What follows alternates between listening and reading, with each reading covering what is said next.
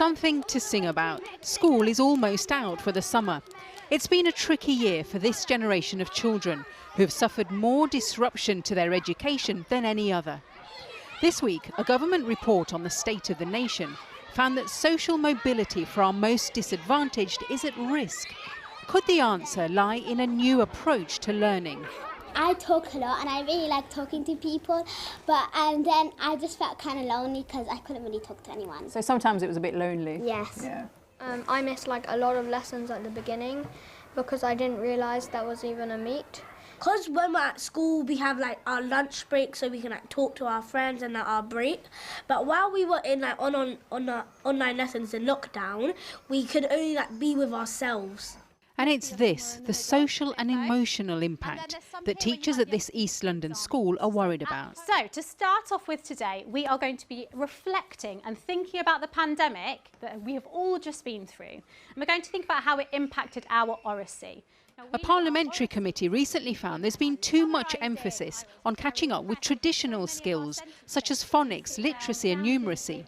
But here they're focusing on something much more basic. Posh, independent. The ability to speak confidently, or oracy. What kind of changes did you notice in the children's speaking skills over the lockdowns? After kind of 2 extended periods away from the classroom, it was just a massive difference. Over time, for many of those children, they just hadn't really spoken to anyone about their work or with their peers in months and months, and that happened twice. So when we came back to school, almost a few of them were quite shell-shocked.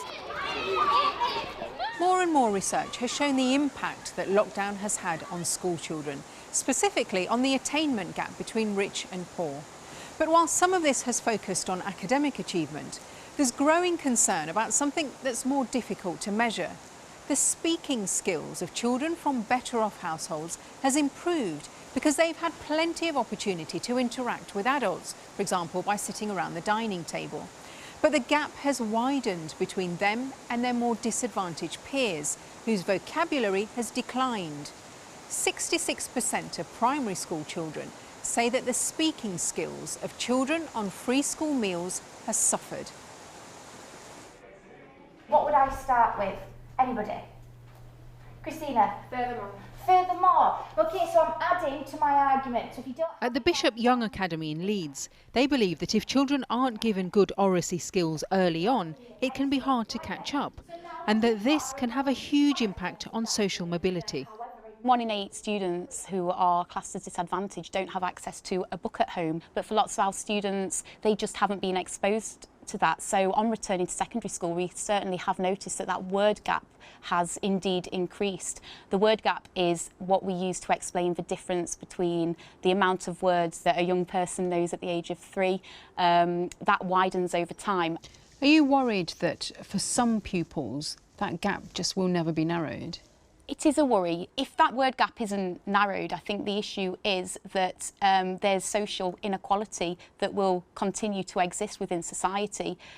The power of the word gap means that those from advantaged backgrounds are more successful than students from non-affluent backgrounds.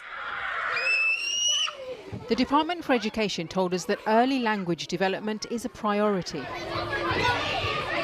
The pandemic exposed deep-rooted inequalities in our education system. To address these, many educators argue we need a cultural shift away from the 3 Rs to put speaking skills at the heart of the curriculum.